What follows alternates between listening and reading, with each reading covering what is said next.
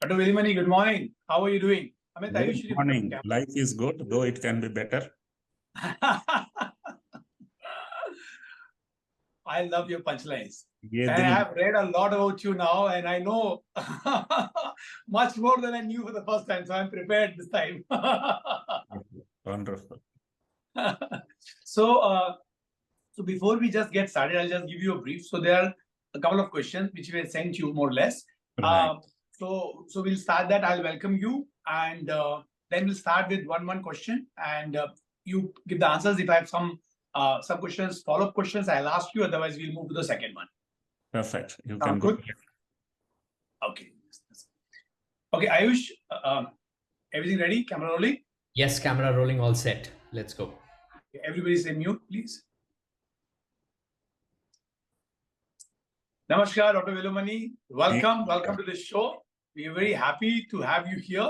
And I believe for all our listeners and viewers, this is going to be a very exciting interview because you are someone who has inspired a generation of lot of employee to entrepreneur people who are looking at starting their own businesses, and you have become a role model for them. That and if you can do it in such a huge manner, it gives them a lot of inspiration to start. So great work there. So Thank you very much for inviting me to this talk. My story, when I narrate, it is not a concocted, it's a marinated story, which youth from villages, youth from poverty will certainly get energized, motivated. And also those who have some kind of inability to take risk will probably see that as an opportunity. Lovely, excellent. So to start the interaction with you, I was reading an article where you mentioned that you started your journey as an entrepreneur with just rupees 500. How did you make that possible? What are the top 2-3 things which help you succeed right in the starting point? Whenever people write about me, they get over-excited and they write a little, exaggerated. This 500 rupees was in my pocket when I reached Mumbai in 1982. To be precise, August 18, 1982. I landed in Mumbai, and this was the only money I could manage to get and reach to Mumbai. So the entry into Mumbai with 500 rupees and the exit from Mumbai with a 5,000 crore check. That's how the journey is. But in between, I worked for 15 years in BARC, Baba Atomic Research Center, as an employee, patiently, because I didn't know I can also be an entrepreneur. And my wife was also working with State Bank of India. Because of both of us living frugal, I had 2 lakh rupees of closing balance in my account, which made me to think that this is enough to start. And then it was the story. So the business was started with a 2 lakh rupees of hard-earned, saved money. It was not my father's money to burn. It was not investors' money to burn. It was my own money to be carefully operating into the business. So when you started the journey of being an entrepreneur, and of course you would have faced your set of challenges. So if you would share with us, what were the 2 or 3 things which you did right in the beginning, which helped you get a great momentum and a great start? I think challenges are bound to be there always whenever you get onto something. That too, especially a kind of entrepreneurial journey. For a Madarasi to be in Mumbai and doing business was the biggest challenge. A scientist suddenly jumping into balance sheet is not something really easy. And also a government officer who had a luxury either to work or not to work while sitting at now there is no choice. We have to work from 7 a.m. to 11 p.m. So these were all the routine challenges. Having said that, getting people to work for you after training, they should stick to you. This is another big challenge. And of course, people today say without money you can't do business, and without big money you can't do business. But having said that, I believe in one punchline of my own: निकल पड़ो, रास्ता अपने आप बनता है. I got moving, and if you see me today as a very powerful entrepreneur, I learned it on the fly, on the go, in the business. I think there is another way I put it to entrepreneurs: make mistakes, make all mistakes, make them very fast, and don't repeat. I think that is their story. But having said that, what product you make is what exactly market wants is the common reasons for failure. But if you have truly made a product which is a need of the society, need of the market, then I think your product becomes a pull product. Then you don't have to push it. So I was fortunate at that time, 30 years back, when no technologies were available, nowhere thyroid testing was that easy. I could manage to bring in. I think what made it very powerful is pricing. Very often people price thinking that I don't want to face losses. Let me tell another punchline here. जो कम लेना चाहता है उसको ज्यादा ही मिलता है, जो ज्यादा लेना चाहता है उसको कम ही मिलते हैं. I priced it very low. I think in this business of what I have done, three things are very important: quality, cost, and speed. Kept all the three intact. My problems were least. In fact, I am tempted to tell I had no problem at all. Brilliant. Lovely to hear that. Now, since you brought in a point which you said that a lot of business owners have this thought that only when if I have the big money, I can do big business. Now, and many of them do not attempt to go to those levels, and they have a fear, since I don't have access to huge funds currently, probably I will not be able to become a big business owner. So what is your message to such business owners struggling with these thoughts? I think let me start with the punchline there. If you think not having money is the only problem, and when you get the money, that becomes the only problem. So this is something which people are not aware of. Nowhere money comes free. Either 13-14% interest or 20-30% returns. The man who funds you in equity will be needing it. Very important first is to set up a small unit economics. And then unit makes sense, make 1 unit to 2 unit, then 2 to 4, then 4 to 8. I think if you keep doing it, even if 1 becomes 2 in 1 year, 2 becomes 4 in another year, when you finish 20 years, you have built a huge business.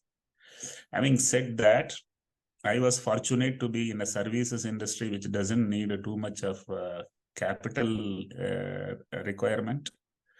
Second thing I want to hear to tell a punchline: it's a medical business, it's a healthcare business. No one opens the syringe before the customer opens the purse. So funding is done by the customer. I think the customer funds your business will always keep growing. If it is the investor who should fund it, sometimes it could stop and you might have problem. Fortunate for me, I worked with a negative working capital for all 25 years. Lovely, brilliant. And I picked up a very good point of what you said. You take a unit, you make that unit profitable, and then you duplicate that success. And that way, without huge inflow of funds, you will be able to grow and scale your business, if I've got that thing right. So you're absolutely right. Please don't first make profit, then scale the profit. Unfortunately, many nowadays scale the loss. I understand what you're saying. Yes, we see that quite often nowadays. Now, another aspect of building business I would like you to throw some light on. Now, when you would have started, you must be wearing a lot of hats, doing a lot of stuff by yourself, because you didn't have a lot of people to work along with you. And then today, Your leaders have taken over the charge. Your teams are handling the entire show.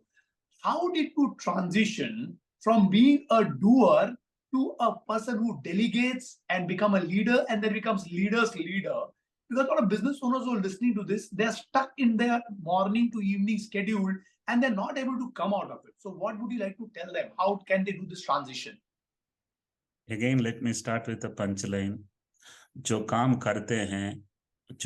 करते हैं वो बुढ़े होते हैं, जो काम कराते हैं वो बड़े होते हैं. So this is very, very important. Entrepreneurs very often think I only can do it that way, others cannot do it that way. I think it's very important. You should be a good trainer, best storyteller, and get people as a team, not hundreds together. Get first half a dozen. Make sure that they understand and they help you. Then for each of them, get half a dozen. That also you train. Then afterwards, this dozen and that half a dozen will train everybody who comes inside. As a leader, your job is to set processes, set protocols, say what not to do, leave them, empower them. They will be able to do. Very often we are not empowering them. I don't know from where I could get it. I must tell you, I was the only employee when I started, and then my wife was my second employee. And we kept on, in fact, we kept on taking freshers. I have employed 25,000 freshers in the organization in 25 years, which gave rise to 2,000 gems who are very, very focused resources. I think business is nothing but understanding HR, understanding their potentials. I was the one who kept on telling on the stages to English is a language, English is not knowledge. Qualification is just qualification. Knowledge only is going to help you. So in some way, I could recognize boys with chamak. Hindi में बोलते हैं chamak, chamkaya. Chamak दिखा तो चमकाते हैं. So I think I will also say with a punchline, every organization will have underpaid assets and overpaid liabilities. As long as you recognize them correctly, you will be running a huge, powerful organization. I was running an organization in which at the 25th year, the mean age of the employee was 25. So that's the journey of taking freshers. Industry had 25% HR cost. I had 11% HR cost. So mine was very powerful, young, energetic team, which my competition could not match. Brilliant, lovely. They always say when the student is ready, a teacher appears. And as you rightly said, that success is the result of constant development, evolution, personal growth, skill development.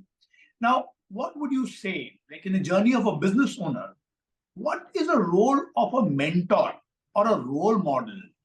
Does a role model or a mentor is needed for a business owner to evolve and grow? What are your thoughts about that? See, I am an old, bald, bold man, and I have sold my business also. And let me tell you why I said that I am old. In my days, there were no coaching classes. Mm-hmm. And I never had a luxury of asking someone what next to do or what is that. So I grew up without mentor. And in business, I didn't have mentor. I take decisions I learn by making mistakes only, not by asking someone. I was intelligent enough to learn the mistakes very fast and corrected them. Having said that, today's generation, especially those who were born after 2010 or 1990, they have gone through a lot of coaching classes, and they have exhibited their intelligence, which is polished by someone. So today in business, they also need, in fact, business is very, very complicated. It has not less than a dozen different departments which need excellence to run. And I don't think any man is capable of knowing all to begin with itself. But having said that, I keep asking people, can you lift a buffalo? So they suddenly say, no, sir, I can't lift a buffalo. Then I ask them, can you lift a buffalo calf which is just 1 day old?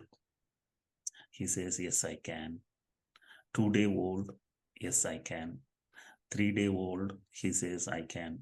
Then I tell, keep lifting for 300 consecutive days. You are lifting an adult buffalo.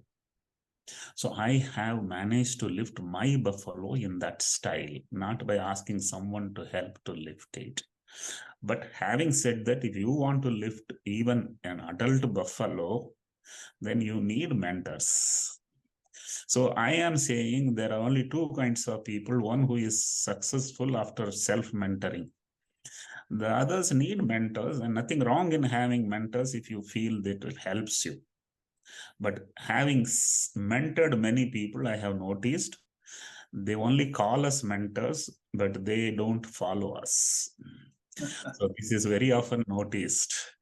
I think ultimately it matters to the man who drives how to drive. I think he should learn own driving so that he doesn't need a mentor in the long run. Read a lot, listen a lot, suno sabki, karo apni. Brilliant, brilliant. So two messages I'm taking away from this. One is that mentors are good for you to grow. You should learn from them. And the biggest thing, if you have a mentor, you follow them. You submit to benefit, not just listen and just forget about it, because that will not help you to grow eventually.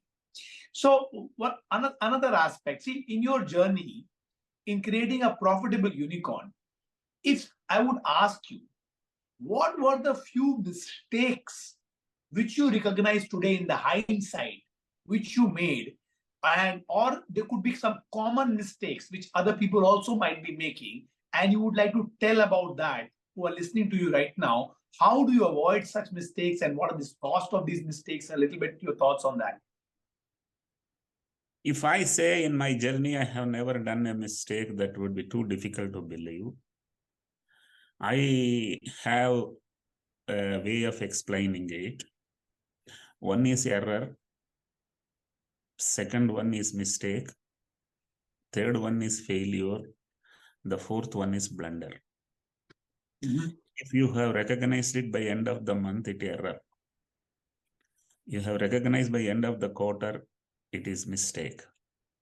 You have recognized by end of the year, it is failure. But if you have not recognized for 10 years, it was blunder. I think in my journey, there were a lot of errors which I corrected very early. I think if you don't take decision, you can't be successful. And if you take decision, there will be errors. Corrected these errors, you are the most powerful businessman. So if you ask me, there were nothing truly I have today to look back and say, because of that, I suffered. But having said that, where do people go wrong by and large? They create exaggerate and create an unbelievable target for them to impress either the in-laws or the investors. And then succumb under the pressure. While doing so, they borrow, they take any possible funding. They look at a man, how he is attire, and they imagine he can be the CEO. They hire them and thinking that he will produce magic result. So funding unnecessary, wrong choice of HR, and very often wrongly designing the presentations for the product. Last but not the least, majority of the entrepreneurs have failed because they have overpriced it. They don't understand it. So pricing goes wrong, leadership goes wrong, funds management goes wrong, and sometimes many go wrong, but one can lead to other things going wrong. I am of that opinion. I keep on telling people, ideas are like sperms, only 1 in a million works. And if that has to work, a lot of things have to fall in place. Otherwise, failure is very often is the result. So I think very often leadership, as I said, pricing and also inappropriate fund utilization. Lovely. So, Dr. Velumani, you are going to be there as a speaker in the Indian Wealth Summit 2.0. What should business owners expect to learn from you in these sessions? In fact, I want them not to expect anything and then come, because always disappointments and failures are you are expecting too much. But having said that, they can come with a clarity. What is success? I will learn. What is happiness? I will learn. Success is different. Happiness is different. And once I learn what it is, I will understand how difficult or easy to get it.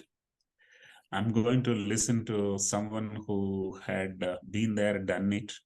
So he's not a theoretical professor. He is man who has, who is going to talk the walk.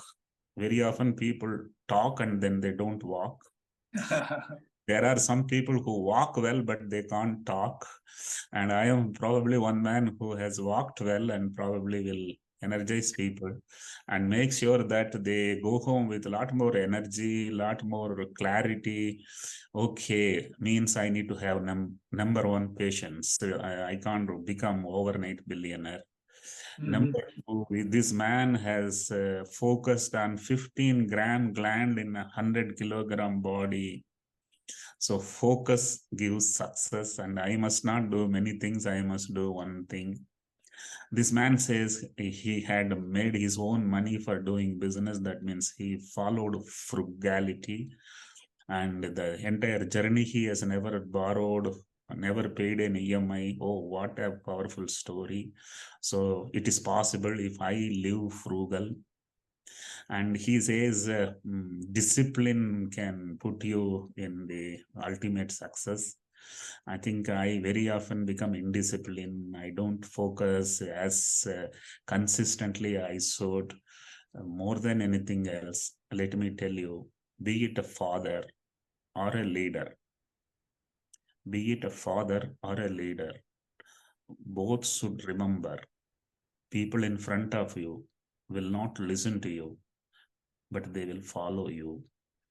So don't preach, practice.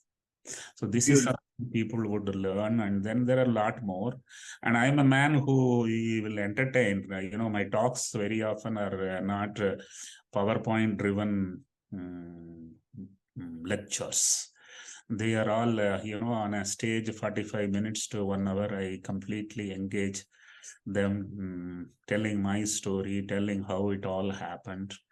And then people will realize that aisa bhi hota hai.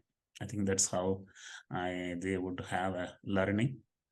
I'm pretty sure, irrespective of age, irrespective of the stage of business, they will realize here onwards, I will reset my business. This is how I believe my talks have been impacting the to-be entrepreneurs and the entrepreneurs who are on the scaling up.